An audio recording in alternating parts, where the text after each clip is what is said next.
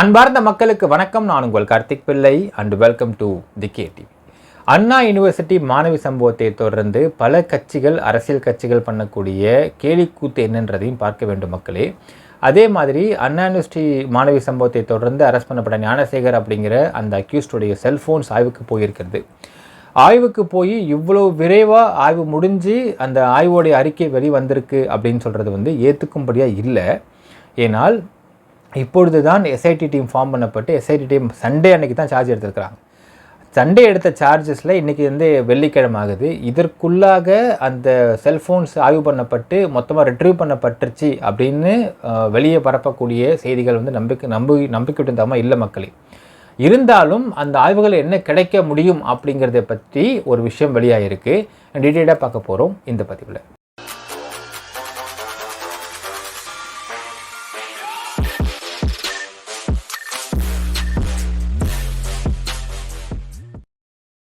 அண்ணா university மாணவி சம்பவத்தை தொடர்ந்து அரெஸ்ட் பண்ணப்பட்ட ஞானசேகர் அப்படிங்கிற அக்யூஸ்டுடைய செல்ஃபோன் ஆய்வுக்கு சென்றிருக்கிறதா தகவல் வெளியாச்சு மக்களே. இப்போது இந்த ஆய்வு முடிஞ்சு விட்டதாகவும் இந்த ஆய்வில் பல பேரை வீடியோ எடுத்ததற்கான ஆதாரம் இருப்பதாகவும் ஒரு தகவல் வெளியாகுது. அதே மாதிரி வாட்ஸ்அப்பில் இதை யாருக்கெல்லாம் அனுப்பியிருக்கிறான் அப்படிங்கிற விஷயமும் வெளியாக போகிறதாகவும் தகவல் வெளியாகுது மக்களே.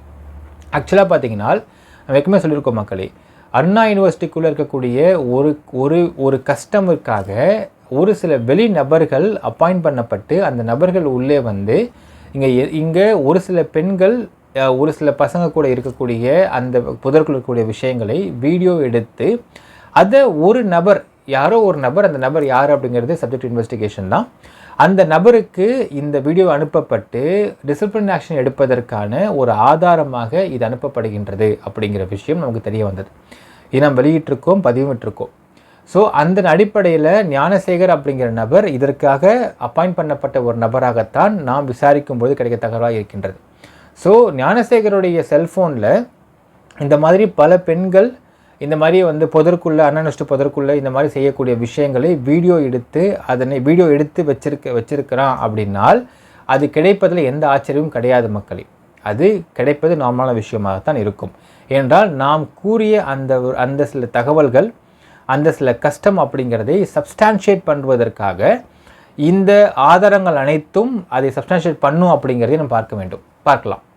ஒன்று, ஞானசேகரின் செல்ஃபோனில் இதே மாதிரி புதற்குள்ளே இருக்கக்கூடிய பல பெண்கள் அவங்கள வீடியோ எடுக்கப்பட்டிருக்கிறதா அப்படின்னு பார்த்தால் அது எடுக்கப்பட்டிருக்கிறது. அதெல்லாம் ரிட்ரீவ் பண்ணுறாங்க அப்படின்னால் அந்த ரிட்ரீவ் பண்ணக்கூடிய வீடியோஸ் அப்படிங்கிறது நாம் சொன்ன அந்த கஸ்டம்ஸை சப்ஸ்டான்ஷியேட் பண்ணும் அப்படிங்கிறதே மாற்றுக்கிறது கிடையாது. ஃபர்ஸ்ட். செகண்ட் பாயிண்ட் பார்த்தீங்கன்னா அந்த ஞானசேகருடைய வாட்ஸ்அப் ரிட்ரீவ் பண்ணப்பட்டு கொண்டிருக்கின்றது. இதில் வாட்ஸ்அப் ரிட்ரீவ் அப்படிங்கிறது இந்த வாட்ஸ்அப்பை ஞானசேகர் பேக்கப் பண்ணியிருந்தால் மட்டும்தான் ரிட்ரீவ் பண்ண முடியும். சப்போஸ் ஞானசேகர் இப்போ நிறைய பேர் வாட்ஸ்அப் பேக்கப் பண்ணுறதே கிடையாது. ஏனென்றால் வாட்ஸ்அப் பேக்கப் பண்ணோம் அப்படின்னால் நிறைய ஜிபி எடுக்குது, ரொம்ப தொங்குது ஃபோன்னு பண்ணுறதில்ல யாருமே. அன்லஸ் அன்டில் ஐஃபோன்ஸ் மாதிரியான ஃபோன்ஸ் யூஸ் பண்ணும்போது தான் அது பேக்கப் எடுத்துக்க வேண்டிய அவசியம் இருந்தால் அதை செய்கின்றோம், இல்லை அது செய்கிறது கிடையாது மக்களே. ஸோ இந்த வாட்ஸ்அப் பேக்கப் அப்படிங்கிறதும் சேட் பேக்கப் அப்படிங்கிறதும் இந்த ரிட்ரீவ் பண்ணப்படுவதற்காக பேக்கப் எடுத்து வைக்கப்பட்டிருந்தால், எடுத்து வச்சிருந்தான் அப்படின்னால் அதில் பேக்கப் எடுத்து அதை யாருக்கெல்லாம் இந்த வீடியோ அனுப்பியிருக்கிறான் அப்படிங்கிற விஷயம் வெளியாவதற்கும் வாய்ப்பு இருக்கின்றது. இது செகண்ட் பாயிண்ட். தேர்ட் பாயிண்ட் பார்த்தீங்கன்னா செல்ஃபோனை ஃப்ளாஷாக அடிச்சிருந்தாலும் ஞானசேகருடைய செல்ஃபோனில் யாருடைய நம்பர்கள்லாம் இருக்கின்றன, அந்த நம்பர்கள்லாம் அண்ணா யூனிவர்சிட்டியில் வேலை பார்க்கக்கூடிய ஒரு சில நபர்களின் நம்பர்களாக இருக்கின்றனவா அப்படின்றதை பார்த்தாலும் அந்த நபர் கூட ஃப்ரீக்வெண்ட் டச்சில் ஞானசேகர் இருந்திருக்கிறான் அப்படிங்கிறது தெரிய வந்தாலும் இதற்கு சப்ஸ்டான்ஷியேட் பண்ணுவதற்காக என்ன மாதிரியான விஷயங்கள் ஞானசேகர் சைடில் எடுத்து வைக்க வாய்ப்பு இருக்கிறதுன்னு பார்த்தீங்கன்னா ஞானசேகருடைய மனைவி அங்கே வேலை பார்த்துருக்குறாங்கன்னு சொல்கிறாங்க அந்த கேன்டீனுக்குள்ளே. ஸோ அதன் காரணமாக நான் சில விஷயங்கள்லாம் கேட்குறதுக்காக நான் சார் நம்பர் வாங்கி வச்சுருக்கிறேங்க அப்படின்னு கூட இதை மறுத்து பேசலாம், மடக்கி பேசலாம் ஞானசேகர் தரப்புலேருந்து. பட் விசாரிக்கிற முறையில் விசாரித்தா இந்த உண்மையும் வெளியாகும். பட் இந்த உண்மையை ஆதாரப்பூர்வமாக கூறுவதற்கு எஸ்ஐடி டீமுக்கு ஏதாவது சப்ஸ்டான்ஷியேட் எவிடன்ஸஸ் கிடைச்சிது அப்படின்னால் நாம் கூறிய அந்த கஷ்டம் எல்லாமே இப்போ வெளிச்சத்துக்கு வருவதற்கான வாய்ப்பு இருக்கும் மக்களே. ஸோ ஞானசேகருடைய செல்ஃபோன் ஆய்வு அப்படிங்கிறது இந்நேரம் வந்துருச்சு, நிறைய வீடியோஸ் அது இருக்குது அப்படிங்கிற மாதிரி ஊடகங்கள் வெளியிடக்கூடிய செய்தி அப்படிங்கிறது நமக்கு ஆச்சரியத்தை கொடுக்கணும். ஏன்னு பார்த்தால் ஒரு செல்ஃபோன் ஆய்வுக்கு உட்படுத்தப்பட்டு லேபுக்கு போயிடுச்சுனால் குறைந்தபட்சம் ரிட்ரீவ்லாம், இப்போ ஜென்ரலாக பார்த்தீங்கன்னா ஃபாரன்சிக் டீமில் அவ்வளவு ஃபாஸ்ட்டாக செல்ஃபோனுடைய ரிட்ரீவ்லாம் பண்ணுறது கிடையாது. It takes time. ஸோ குறைந்தது 1 மாத காலம் இல்லாமல் இந்த ஞானசேகர் செல்ஃபோன்ஸுடைய ஹோல் டேட்டாவை ரிட்ரீவ் பண்ணி கொண்டு வந்து அதை எஸ்ஐடி டீம் கொடுக்குது அப்படிங்கிறது 1 மாதத்துக்கு மேலும் ஆக வாய்ப்பு இருக்கின்றது.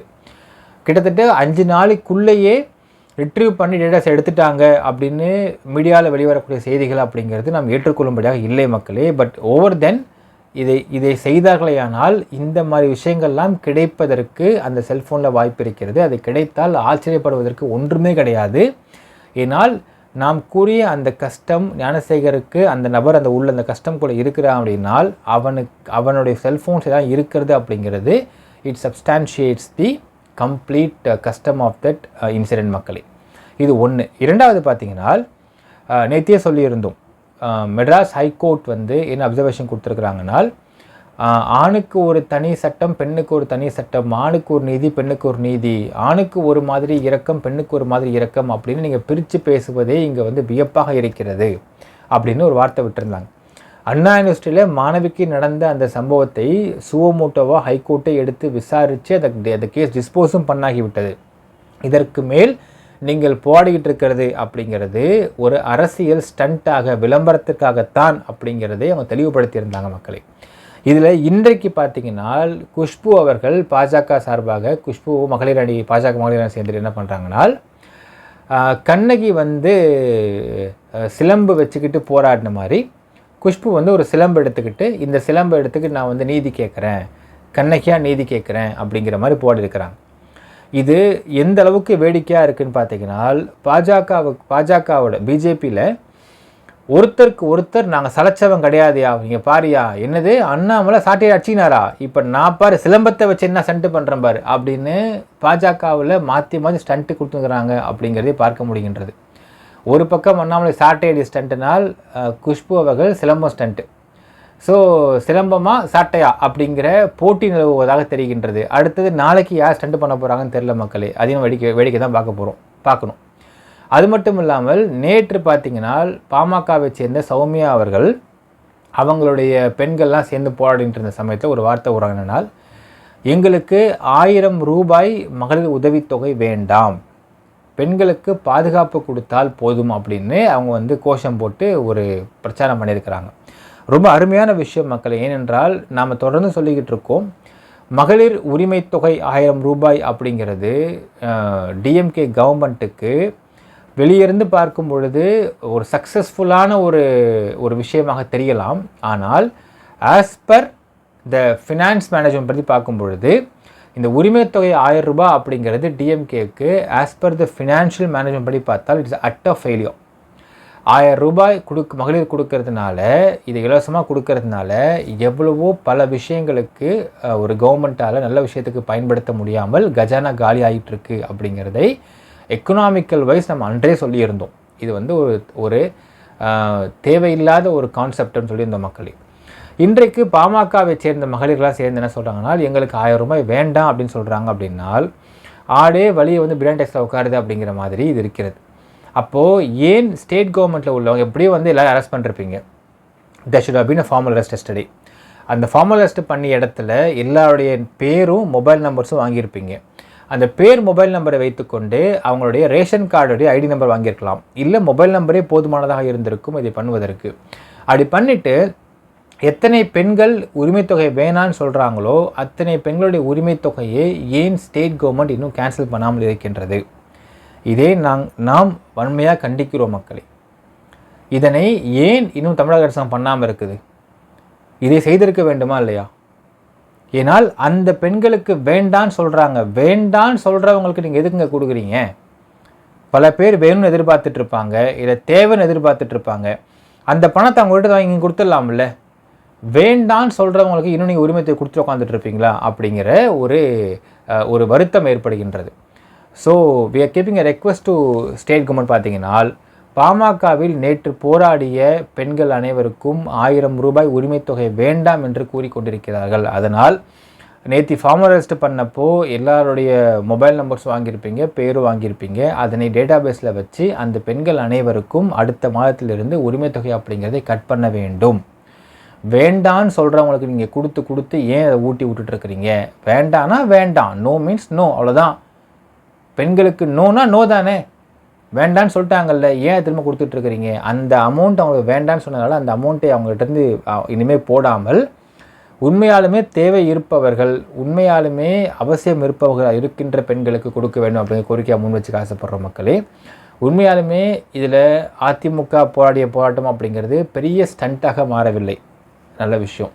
அதே மாதிரி சீமான் போராடிய ஸ்டண்ட்டாக மாறவில்லை. ஆனால் இங்கே பார்த்தீங்கன்னா பிஜேபியும் பாமகவும் யார் அதிகமாக ஸ்டண்ட் பண்ணுறா பார்க்கலாம் அப்படிங்கிற போட்டி நிலவுகிறது இந்த அண்ணா யூனிவர்சிட்டி பெண்ணுடைய விஷயத்தின் சார்பாக. அதில் பிஜேபி உள்ளேயே போட்டி நிலவுது. அண்ணாமலை வந்து சாட்டையடி அடித்தா நான் சிலம்ப வச்சு என்ன ஸ்டண்ட்டு காட்டுறேன் பாருங்க, குஷ்பு ஒரு பக்கம். ஸோ இப்படியாக நாம் தினம் இந்த மாதிரி வேடிக்கை கேலி கூத்துக்களை பார்த்து கொண்டிருக்கிறோம் மக்களே. நாளைக்கு என்ன நடக்குதுன்றதை பக்கம் நினைக்கிறேன், கமெண்ட்டில் மென்ஷன் பண்ணுங்கள். நன்றி, வணக்கம்.